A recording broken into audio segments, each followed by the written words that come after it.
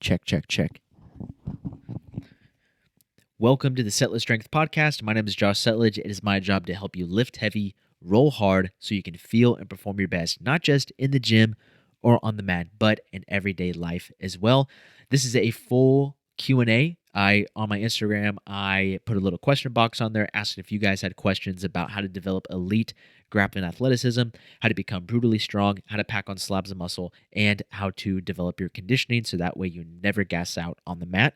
You guys sent some awesome questions, which we're going to go over here today. The first question is, how does one get back into working out and rolling after some time off due to a surgery?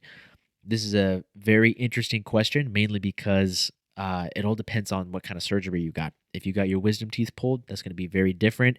If you had a hip replacement, if you had a little surgery where they were removing an ingrown toenail, that recovery time is going to look very different as opposed to a full reconstructive knee surgery. So it really just depends on how you approach getting back into training is going to depend on the extent of what kind of surgery you had and really what kind of shape you're in coming back to training. There are some things that you can do before you go into surgery that can improve your chances of having a faster recovery time post-surgery. There are some things you can do immediately after surgery to kind of speed up the recovery time and help you be better prepared to get back into working out, get back into live rolling or really just any rolling. But really, as far as like, I can't tell you how to get back into working out or how to get back into live rolling without knowing kind of what kind of surgery you went into. But some basic principles or some basic advice that I would give is to really focus on taking things twice as slow as you need to. If you feel like you can start working out a little bit, give yourself an extra week or an extra 2 weeks of some physical therapy work, some rehab stuff, really focusing on recovery. That way you don't jump the gun and dive back into it too soon. It is so unfortunate how a lot of these grappling athletes, they get surgery and then they don't do the proper post-surgery rehab. And post-surgery rehab for combat sport athletes is not just like if you had knee surgery, it's not just doing like really light banded leg extensions and standing on one foot and all that stuff. Your physical therapist may say that you're cleared for physical activity. They may have no idea what kind of forces or stressors are going to be applied to your knee when you get back on the mat. So it's really important that you work with a physical therapist that fully understands the stressors and the type of impact and the type of movements you're going to be putting your recently surgeried limb or body part through, and they're going to be able to help you kind of gradually work back in. And that's kind of to my earlier point, that's what's so unfortunate about there's so many grappling athletes that I talk to where they injure their knee, they have knee surgery, they go talk to some physical therapist that has no freaking clue about what happens when you train jiu-jitsu, and they say, oh, you can stand on one foot for 60 seconds with no pain, great, go back to jiu-jitsu. And with it's like one sweep, one goofy takedown, and they jack their knee up again. And it's not to say that that's really anybody's fault. Like if the physical therapist doesn't have jiu-jitsu experience, it's not like they should not be a physical therapist. But as the athlete, you have to take ownership and responsibility over your own rehab. And part of that may mean that you have to seek out physical therapists or doctors or people who understand the sport and the activities that you're trying to get back to and can have a much better context of assessing whether or not you're physically prepared for that. So that's one part. The other part, kind of like what I mentioned earlier, just take it super slow. Don't get greedy. Don't try to jump in too fast. If the doctor or your surgeon or whoever says, yeah, it's probably going to be a 6 to 8 month recovery, don't listen to that and say, okay, in 6 months, I need to be back on the mat rolling hard in the paint just like I was before. It may take a little bit of time. It may take even longer than you expect. When I tore my LCL at the end of 2022, I was heartbroken. I was wrecked. I was so bummed out and I was so worried. Like I every single day I would wake up and try to move my leg around and see like, okay, is it better? Is it better? And yes, sometimes it would feel a little bit better. Other times it felt like it got worse. And that went on for months. And once I think in total, time off the mat, not doing anything, I think I was off the mat for maybe a month where I didn't step on the mat at all. No drilling, nothing. But I was still lifting, just going gangbusters for my upper body. I was doing a ton of rehab work, ton of physical therapy work, different recovery protocols. But then when I actually got back on the mat, I took it super slow. Like some techniques, I just didn't even drill. Like if the technique of the day was some sort of crazy leg lock or calf slicer, I would just tell my partner, like, dog, I'm not doing that. Like my knee is pretty messed up right now. I'm not even drilling you twisting it into all these different places. And then when I went back to the gym, I also took it really, really, really slow. I tried to, for me personally, I focused on doing as much as I could in the largest pain-free range of motion possible. And right when the injury happened, the most I could do pain-free was walk for like 10, 15 minutes at a time, really slow, and that was it. Everything else was painful. After that, I was able to make a little bit of progress, and I started being able to like walk up steps moderately pain-free. And so I took it super, super slow. And some days when the pain felt like it increased, then I just dialed it back what I did that day. So again, I can't give specific advice on what you should do or a specific timeline on how you can get back on the mat and get back into working out, because ultimately it's going to be specific to your individual needs and the injury that you had or the surgery that you had. But just take it slow, play it smart, try to find people who are educated in helping you get back to being A1 while also understanding the stressors and the type of forces that surgeried limb is going to be experiencing when you get back to jiu-jitsu. Next question. As a BJJ competitor, should I prioritize power or strength more? Fantastic question. My gut reaction is to say strength all day. Like no one ever lost a match because they were too strong. However, though that's true, it really comes down to what do you have a greater weakness in? Are you really, really, really strong, but you kind of lack in the speed and power? You lack explosiveness? Is that what your weakness is? If that's the case, well then, yeah, you might want to prioritize a little bit more power. You might want to prioritize using getting more out of your dynamic effort training, where you're moving sub-maximal weights as fast and as explosively as possible. If power is what you're lacking, you may want to think about including more med ball slams, med ball throws, different types of jumping movements, maybe even some hill sprints or some really explosive short duration sled pushes. If your weakness more is strength, where you're really fast, you can be really twitchy, maybe you can scramble to dominant positions and get behind people really fast, but as soon as someone gets a hold of you, you get cooked and you're you're in big trouble. Well, then in that case, you would want to prioritize strength a little bit more. Now, as a competitor, you need both of those things. You have to be strong as a grappling competitor. If you're a weak grappling competitor, you're probably not winning any matches. You don't have to be the most powerful. You don't have to be the most explosive. You don't have to be the fastest grappling athlete, but you should possess some explosive power. You should possess the ability to be fast when the situation calls for it. So a great example would be someone like Gordon Ryan. Gordon Ryan really is not that fast. He's not that explosive. He's not that quick. For the most part, he doesn't have to be. He does a great job of slowing his opponents down, and he is incredibly strong. He has an amazing conditioning. But if you were to compare his style of grappling compared to someone like Nicky Rod is very powerful. He's very explosive, and he uses that to his advantage. However, when you look at some of Gordon's matches, who's traditionally not explosive or not powerful, he is explosive and is powerful when he needs to be. You look at some of the matches he had with Gordon Ryan, you look at some of the matches he had with Felipe Pena, there are instances where he's able to win scramble positions or is able to explode through in different and get to dominant position because he has that ability to be explosive when he needs to be. One thing I like about the conjugate method, and I made a lot of videos on this before, is that when you use the conjugate system, so the max effort method, the dynamic effort method, and the repetition effort method, you can increase all three of those qualities. So you can use the max effort method to increase your strength. You could use the dynamic effort method to increase your speed and explosive power. You could use the repetition effort method to increase your muscle mass, increase your general physical preparedness, and your local muscular endurance.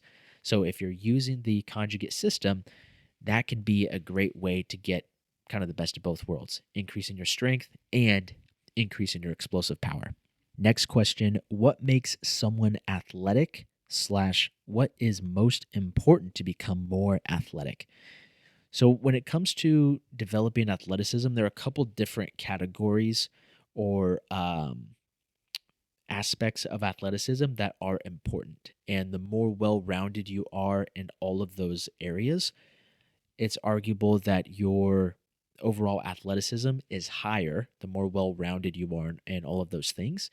And the other way you could look at athleticism is how athletic or what type of athleticism do you need to excel at your sport. So we have like raw strength or just raw force production. We got speed, how fast you could be. We got explosive power. We got agility. We got mobility. We got long form conditioning.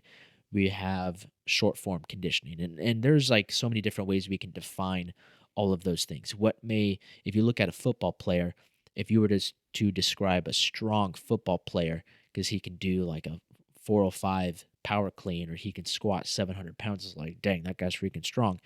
You think of a strong and athletic grappler, they may not be able to power clean 405. They may not be able to do a 700-pound squat, but they can hang on onto someone's back and not let them move an inch and strangle them unconscious.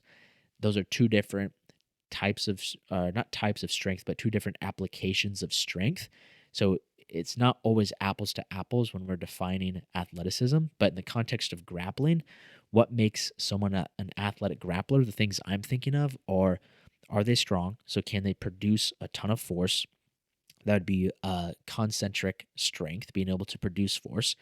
Do they also possess a lot of isometric strength? So can they hold specific positions and also be able to resist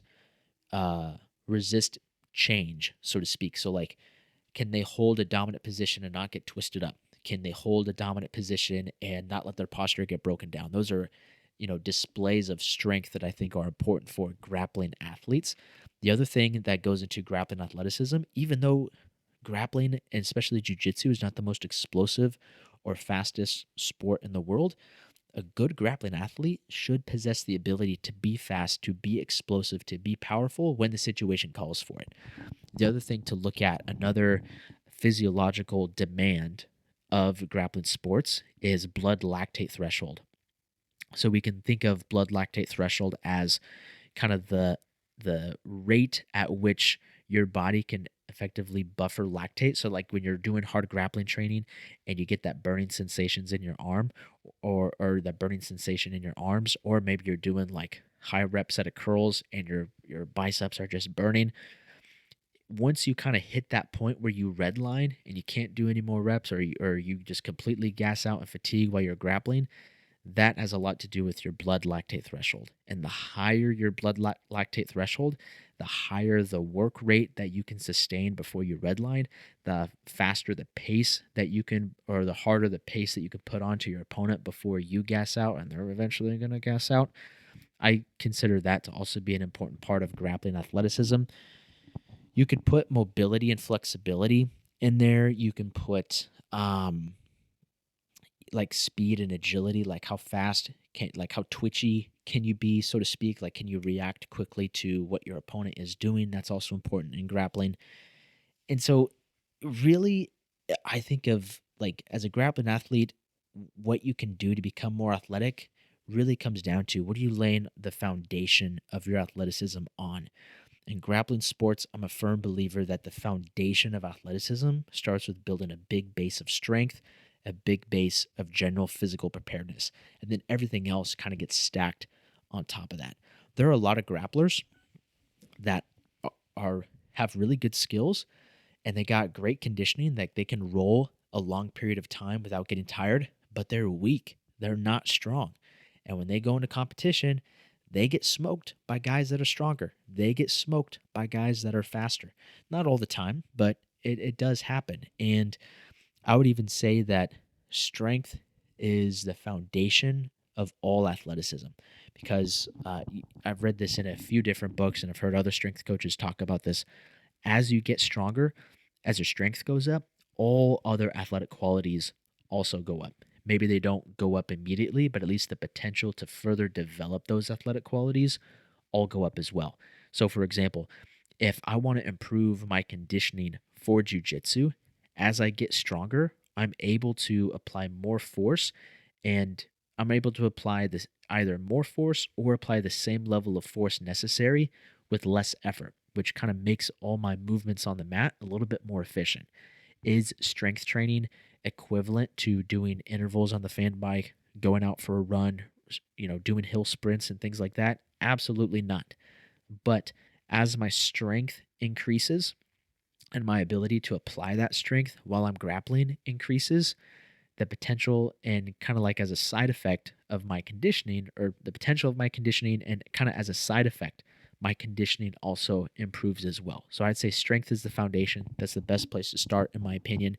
If you don't know where to start with your jiu-jitsu workouts or wrestling workouts, just start by getting stronger. Just start by building some muscle and then also sprinkle in a little bit of conditioning in there as well. And if you need help getting started, if you want to kickstart your grappling athleticism, I have a 100% free training program called Grappler Accelerator. We focus really on those things, helping you kickstart your strength, stimulate some muscle growth, building out some of your conditioning, and really making sure that over the next 30 days, you're setting yourself up for success with being able to enhance your overall grappling athleticism. In that training program, I also included a simple and clean diet guide, a bunch of different recovery protocols for when you lift heavy and roll hard, as well as my super sleep toolkit. So if you want to check that out, it's in the Strength Matrix training app, or you can just click the link in the description below. Next question: which is more important, explosive power or absolute strength? They're both important. And I don't necessarily think that the issue I have sometimes with these questions is which is more important, A or B? It's like, well, they're both important. So don't isolate one or the other. Don't leverage too much on one or the other. If there's cons, if you lean too far in either direction. If you only focus on absolute strength, like all you're doing is heavy 1 rep max squat, bench, deadlift, that's really cool. You'll get really strong. Yet you'll also probably be, not that you're going to be automatically slow, because lifting heavy weights doesn't make you slow, but not training speed and explosive power makes you slow. So you do kind of have that deficit there. If you were to only do speed work, if you were only to do exercises that were really fast and explosive, only did like agility drills and ladder drills and all that stuff, that's cool. Like you can move really quickly, but at the end of the day, you're still not that strong. So it's important to work on both of those things. That's one thing that I really like about the conjugate system, is that you can work on both of those things concurrently throughout your training week. You have certain parts of the workout that are dedicated to max effort method, which is where you are trying to really increase your absolute strength. Then you have other aspects of the workout or throughout your training week that are called dynamic effort method, which is focused on developing explosive power, moving sub-maximal weights as fast and as explosively as possible. If you want to learn more about max effort and dynamic effort methods, I have videos on my YouTube channel breaking it down, showing you exactly how to use it for jiu-jitsu, for wrestling, and all that good stuff. All right, next question is, what's a better source of learning? Positional sparring or just rolling? Let's define what these are. So just rolling, say like it's an open sparring round, would be you turn the clock on, both people start standing, and combate. Like you just go. You just start rolling. You just do whatever you want to do. That can be effective. That's really important to include in your training. And then on the other end, we have positional sparring, which is, okay, start in this position. One person start, for example, in top side control. bottom person starts in bottom side control, and you go. That's it. So they're very similar in the sense that they don't have a whole lot of direction. Just rolling has, like, you don't really start in any specific position, but you are doing live sparring. Positional sparring, you start in a specific position, but there really isn't much else attached to it. It's just rolling, but you start in a specific position. Both of those can be effective, but both of those do have have their own downsides too. If you were to only do one of those things, if you were to only do positional sparring, one of the downsides might be that you miss out on learning how to get to some of those positions. So if you only did positional sparring where you started on someone's back, you might develop some really good back attacks. And if you're the person in front and you're always doing positional sparring, you might develop some really good back escapes. Yet, if that's all you did, well, then you might miss out on some of the benefit of learning how to get to someone's back, how to expose someone's back from all these different positions. The downside of only rolling is that you don't get as much consistent exposure to some of these things. So, for example, like if I'm rolling with, like my guy Colin. Colin is one of the best training partners I've ever had in my entire life. Colin is super tough, and if we did a 6-minute round, I might, there's a big maybe there. I might get to his back one time. So it took me 4.5 minutes to get into a position where I even have the chance to take his back. And if I miss that opportunity, I'm not getting that opportunity back. So then I move into the next round. So for that whole 6 minutes, I had one chance to work on my back attacks and my back control skills, and I missed it. The next round, say I roll with like my guy Joban. Joban's also super tough. I might work for 4.5, 5 minutes and get in the same kind of position that I want to work. And maybe I have one opportunity to take his back and I missed that one. Okay, so I've had 2 chances to work on back control. Now, while these live, like, quote unquote, just rolling rounds are going on, I'm still working on other stuff, of course. But if I want to be intentional about the skills that I want to develop, and I'm really thinking like, man, I really want to get better at my back attacks, just rolling may not give me that many opportunities to work on those things. So that's why I'm a huge fan of using the constraints-led approach or using constraint-based games, which is something that I picked up from Greg Souders. If you want to learn more about how to use the constraints-led approach at each belt level, from white belt, blue belt, purple belt, brown belt, and black belt, I did release an interview with Greg Souders on how to do exactly that. It's on YouTube. Definitely check it out. But the short and sweet, condensed description of how I at least have come to understand the constraint-led approach is that we're creating different scenarios and we put different constraints or different, you can almost think of them as rules or like boundaries on what we're doing to help develop specific skills. So, for example, if I want to get better at controlling and attacking from the back, I might start in back control, both hooks and a seatbelt. And if I just say and go, that would just be positional sparring. But if I really want to focus on one specific thing or get better, say at like, hey, I really want to work on my triangle from the back. Okay, well, let's put some constraints that help you kind of develop the skill of attacking triangles from the back position. So I start with both hooks in and I have a seatbelt. Okay, maybe the constraint is, okay, defensive player, your goal is to either trap both arms under your armpits or to get both shoulder blades to the floor.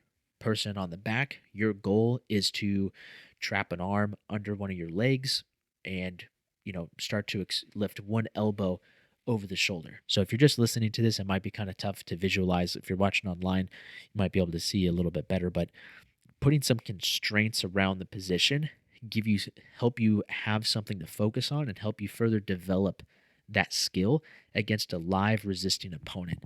And I've been using this method or trying to learn about this method for a couple years now, and it has been a game changer for me. Like, I feel like my skills have completely skyrocketed. And some of the vlogs that I put up last month and that I'm going to continue to be putting up over the next several months, I'm talking a lot about the different constraint-based games that I'm using to work on some of these things. So if you want to learn more about that, check out Greg Souders.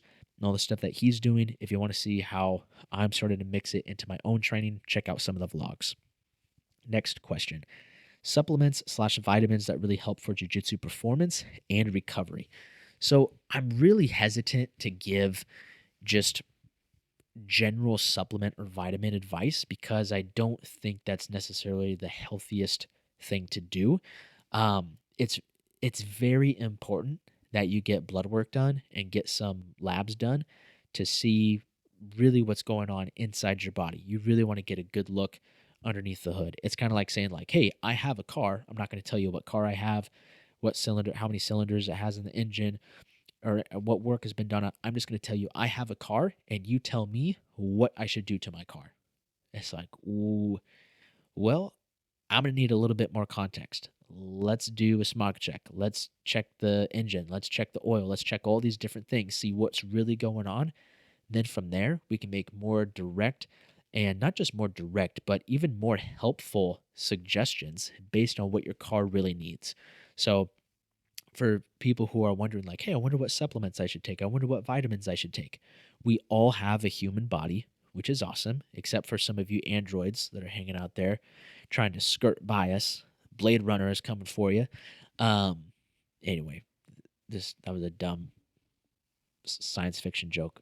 Anyways, we all have a human body. And even though we all have a human body, all of us have different nutrient deficiencies, different genetics, different things going on in our environment that kind of impact how we perform as athletes. So it's important that we try to take a look under the hood to really see what's going on. And then we can make specific changes based on whatever we are deficient in, based on whatever we may have going on inside our body. So, all that being said, there are a couple supplements that I think are generally uh, good to just include, or at least I would strongly consider. Those ones being electrolytes. Electrolytes are super important, mostly sodium, potassium, magnesium. These electrolytes are really important because they're going to help not only regulate blood pressure and enhance muscle function, but they also can help decrease the likelihood of cramping up during training. And it's an essential part of hydration. So, if you want to stay hydrated as a grappler, it's not just about drinking tons of water. You also got to make sure that your electrolyte balance is in check. So, if you're, especially in the summertime out here in California where it gets crazy hot and we're sweating all the time, it's really important that you stay on top of your electrolyte intake. Now, you can get electrolytes in through your diet. So, sodium, you can just use like pink Himalayan salt or table salt to get in some sodium. Potassium, people say bananas are a great source of potassium. And though bananas do have potassium, potatoes, cook them, mash them, stick them in a stew. Potatoes are probably going to be a much better source of potassium. I think a banana, last time I checked, this is just off the top of my head, so I could be wrong, has like 100 to 150 milligrams of potassium, and a 6 ounce potato has like close to 800 or something ridiculous. So potatoes, great source of potassium. Next would be magnesium. There's a lot of different magnesium supplements that you can use for different things. But if you want to just get in some extra dietary magnesium, spinach can be a great source of magnesium. You can just mix that into a couple of your meals every day. One thing for me is that I do take a electrolyte supplement. I just get those Noon sport tablets off Amazon. Just drop one of those in my water before I go to the gym, before I go to jiu-jitsu, and every night before bed. And I found that to be super helpful with just improving my overall electrolyte balance, my performance in the gym and on the mat.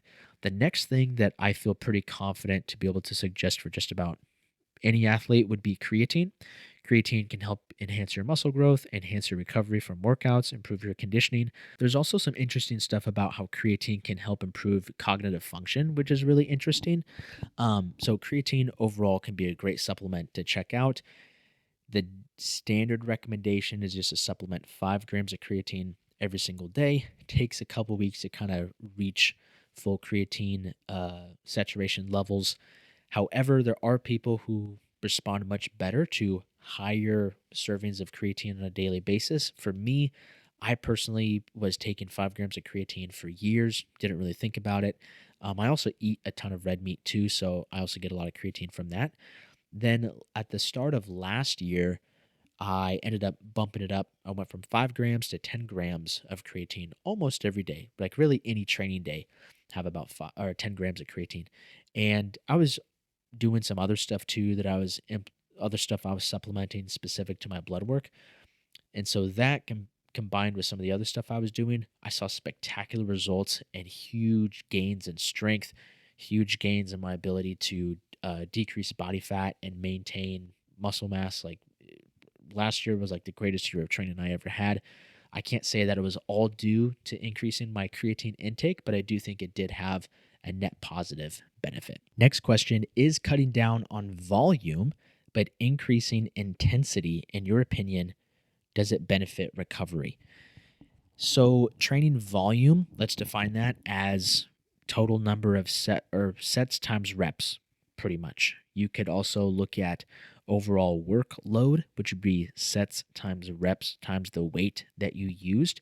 You could also look at training volume as like how many hard sparring rounds, or really just how many sparring rounds in general did you do throughout the week. So if 1 week I did 10 sparring rounds total for the week, the next week I did 20 sparring rounds, that would be a huge increase in training volume.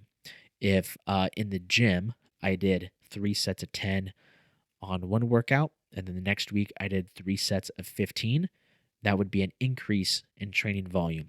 Intensity can mean a couple different things, but really, I think the safest definition for intensity is just how close are you getting to failure. Or it could be for anything. It could be how close are you getting to failure on like a 1 rep max. So it has like an actual percentage. Like, okay, if my 1 rep max is 300 pounds and I do a few sets at 250 pounds, then the next week I do sets at 285 pounds, that would be an increase in overall training volume. And then you could also look at intensity as, okay, like I did a set of 10. I don't know what my 10 rep max is, but last week I left 2 to 3 reps in the tank. This week I only left 1 rep in the tank. That would also be an increase in overall training intensity. When we look at training intensity on the mat, I think of that as how close are you getting to competition intensity. If you've never competed before, that's kind of tough because there's like you don't know what it's like to compete unless you actually go out and compete. And not to say that everyone needs to compete, but you can almost think of it as like the most challenging and difficult sparring rounds in all the different ways that you can define that. So, most difficult technically, most difficult physically, most difficult mentally. The closer you get to the peak of difficulty in any of those areas, training intensity on the mat increases. So, there are people that I know that when I train with them, like I better come correct because they are the most intense sparring rounds. It hits like the apex of mentally challenging, physically challenging, and technically challenging.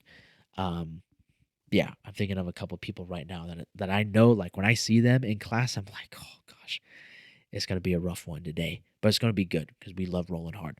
Anyways, the original question is if you cut down on volume, so you do less sets and reps, you do less sparring rounds, but at the same time you increase intensity, or another way you could word that is I'm going to do less sets and reps, less sparring rounds, but the sets and reps that I do and the sparring rounds that I do, they're going to be much closer to failure. Will that help in benefiting your recovery? And it's kind of hard to say because in theory, it can, but an argument could be made that it can't help. Another argument could be made that it wouldn't help. The closer you get to maximum intensity, the more difficult it is to recover from. So if your 1 rep max on a given exercise is 300 pounds, doing a set at 200 pounds is much easier to recover from than if you did a set with the same number of reps at 299 pounds. So like if you did, this is a very extreme example, but I think it drives the point home. If your max is 300, you did 1 rep at 200 pounds, and then a week later you did 1 rep at 299 pounds, it'd be much more difficult to recover from the rep that you did at 299 pounds. So it really just depends. In some ways, I can see how decreasing volume and increasing intensity could benefit your recovery. I could also see how it would have it wouldn't change much at all. It would be like it wouldn't make a difference. And I can also see how it would actually lead to worse overall recovery.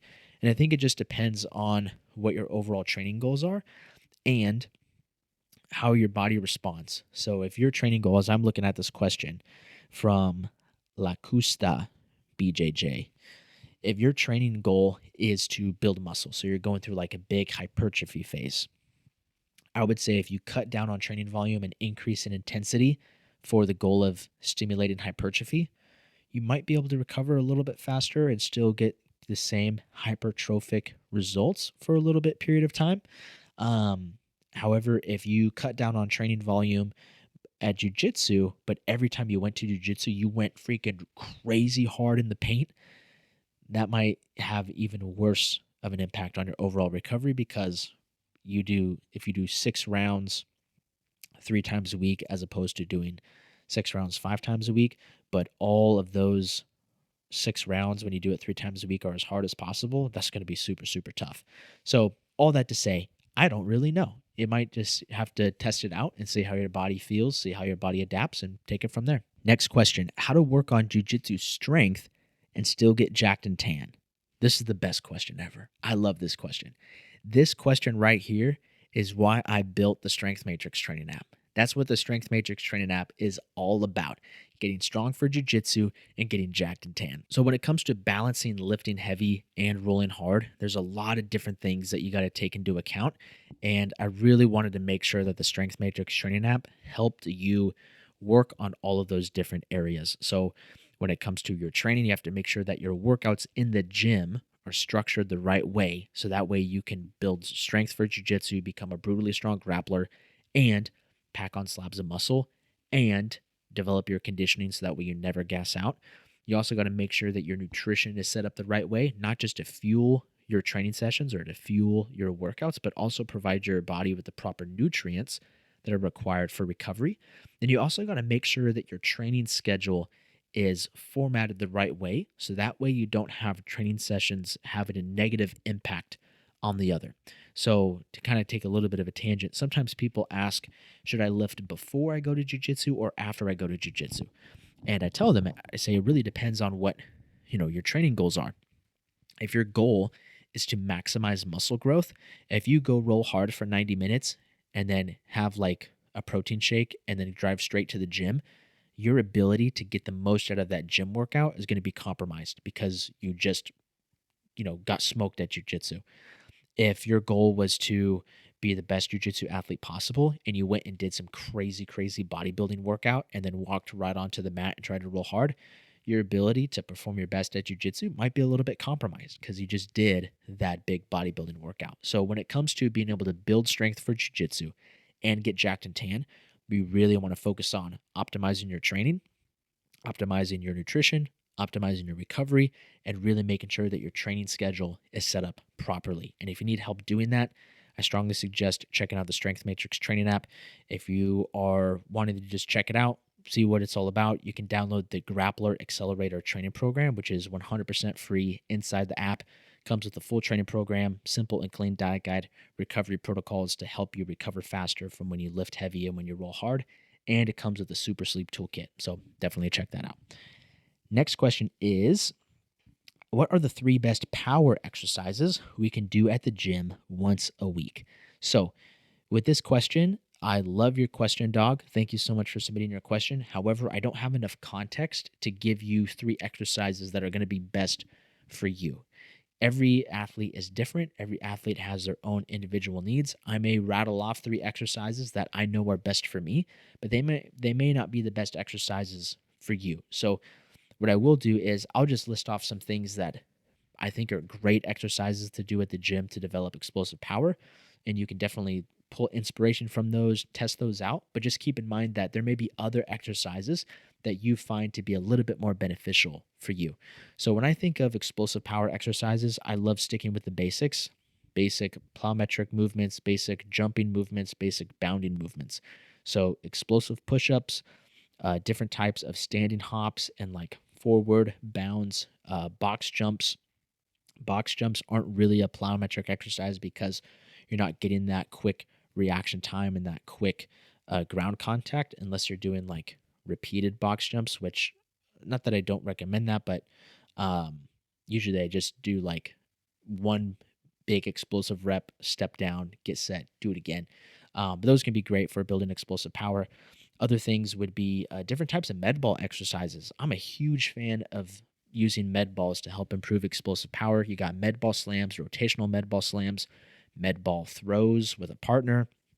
You can do exercises where you attach a band to like your hands, hold on to a med ball, do different like explosive arching or extension exercises, explosive rotational exercises. Those are always great. And then this would be a little bit more complex because there is a form and technique component that you got to be aware of. But the Landmine University exercises, dog, those are amazing. I freaking love those exercises.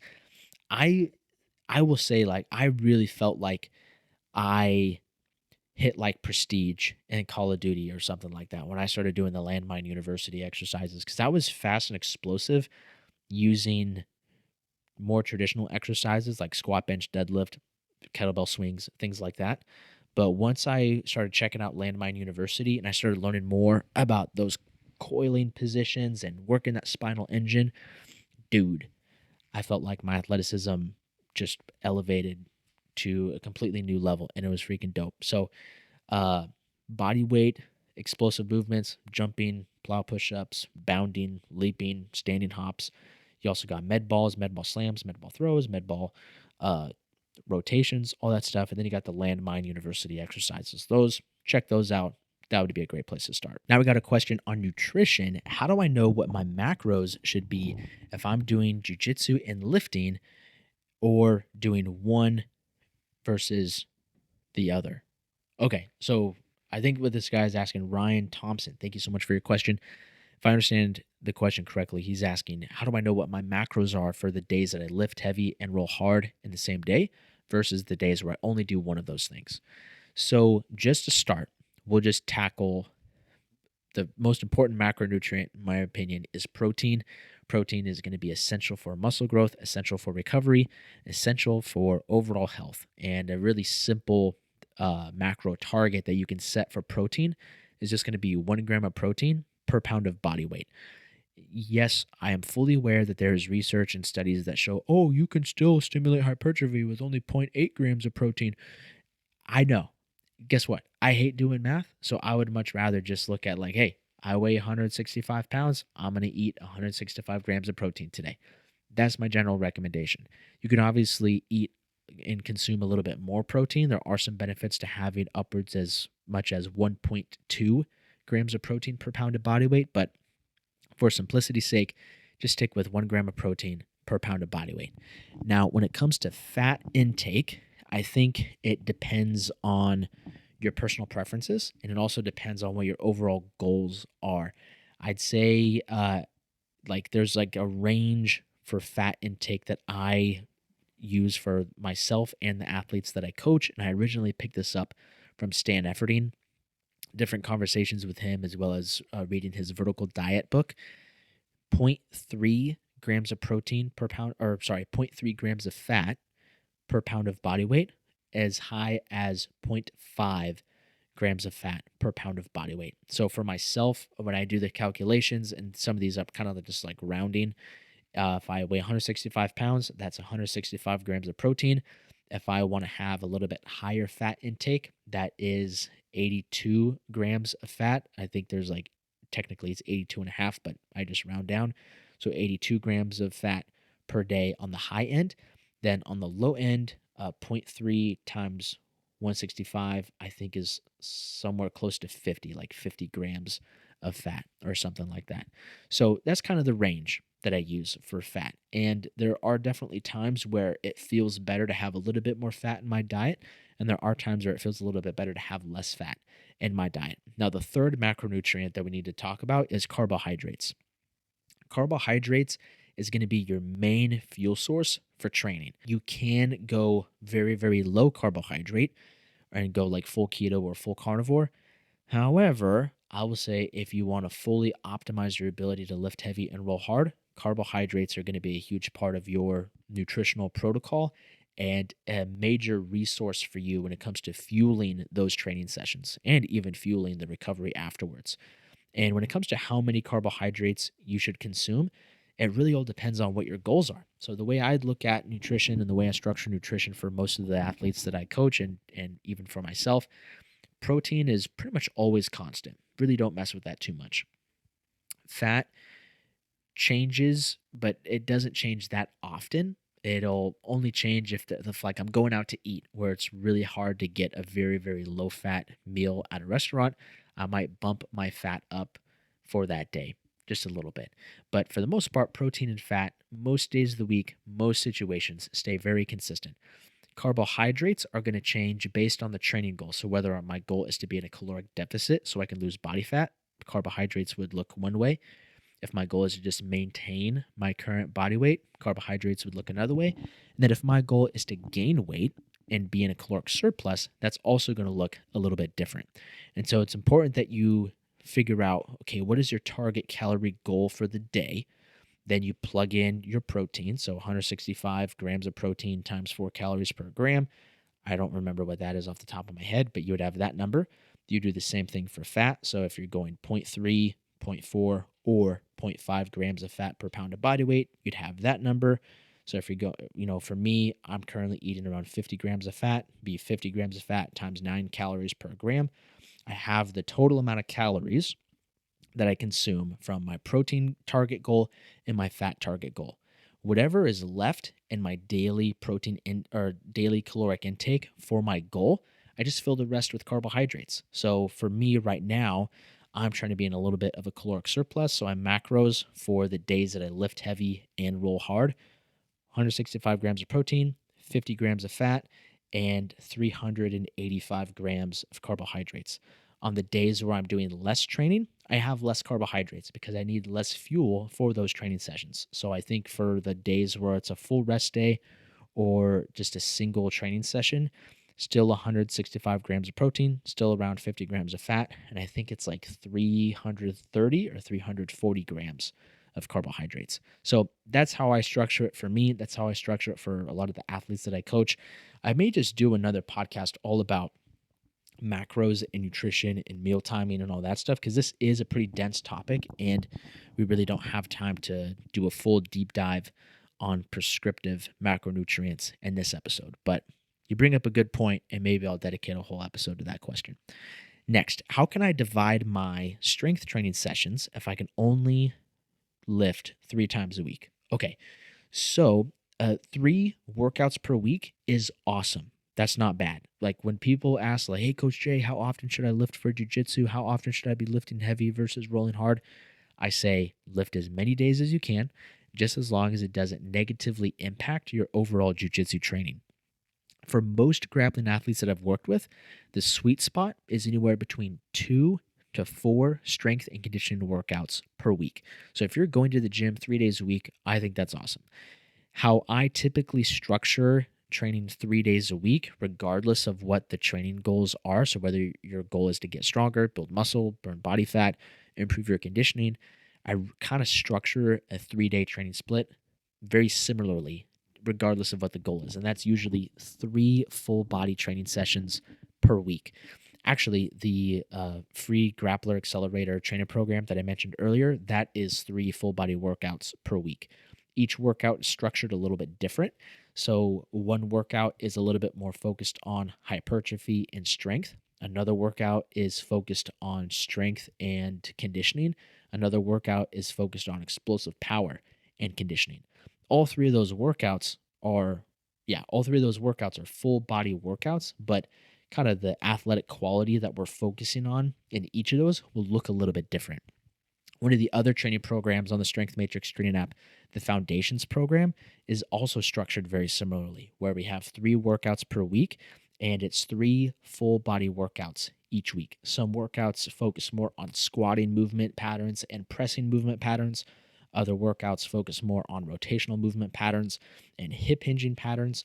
But regardless, for those 3 workouts, it's all full body every single workout. And the main reason why I love full body training splits is because you can spread out some of the fatigue and some of the overall volume and not have any body part be too banged up for jujitsu. So, say we did like a push pull legs split for 3 days. The whatever jujitsu session you do after that leg day is going to be pretty rough. Like you're going to be really, really banged up. So instead of putting all of your leg work on one training session, what if you just divided it by 3 and sprinkled in some leg strength exercises on each day that you're in the gym? That way it's a little bit easier for your legs to recover between those workouts and still get good quality jujitsu training in throughout the week. That's how I typically suggest going about it.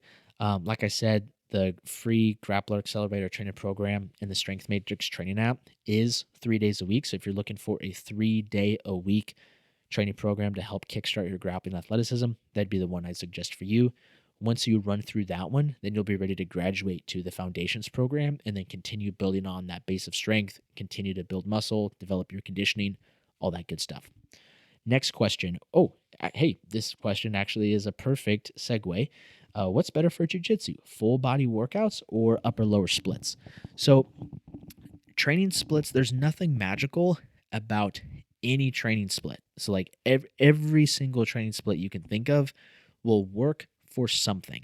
It's just a matter of matching the training split with the current training schedule that you have, both in the gym and on the mat, and your overall training goals. So, for someone who is doing a bodybuilding show, doing a 2-day condensed conjugate split, probably not the best if you want to be a competitive bodybuilder.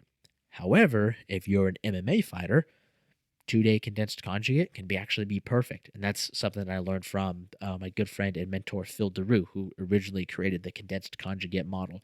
So, when it comes to, okay, what is better for a jiu-jitsu athlete? Full body workouts 3 days a week, or say an upper lower split on 4 days a week. So upper on day 1, lower on day 2, upper on day 3, lower on day 4. And honestly, I'm thinking it really just depends on how much jiu-jitsu are you doing. If you're going to jiu-jitsu Monday through Friday, it probably would be better just to do 3 full body workouts per week to help kind of spread out some of the fatigue. If you're only going to jiu-jitsu twice a week, yeah, you probably have a little bit more room to do an upper lower training split. That being said, find what works best for you and find what you enjoy the most. For me personally, I've done every training split you can think of. I've done traditional bodybuilding bro splits. I did the original 4-day conjugate split. I've done condensed conjugate. I've done full body. I've done push pull legs. I've done it all. And I kind of sometimes just change my training split based on whatever I feel like doing, just because I like having fun in the gym. So for a season of training, and this is kind of the season I'm in right now, I'm doing a lot of full body workouts in a condensed conjugate style. About 6 months ago, actually probably longer than that, maybe almost a year ago, I was doing an upper lower 4 or 5 day training split, and it looked a little bit different. So all that to say, the training split isn't what's best, it's how you apply it. And you want to make sure that you're finding the most appropriate training split for your training schedule and your overall training goals. Last couple questions here to close out this episode. This guy's a question about elbow tendon overuse from weighted pull-ups in jiu-jitsu. Oh, and jiu-jitsu. Okay. So if you have a tendon overuse injury, one of the best things you can do is just to change it up. So if you have some elbow tendonitis from always doing barbell bench press with the same grip every single workout, or you're starting to have some elbow tendonitis from doing pull-ups with the same grip every single workout, just change up your grips or change up the movement.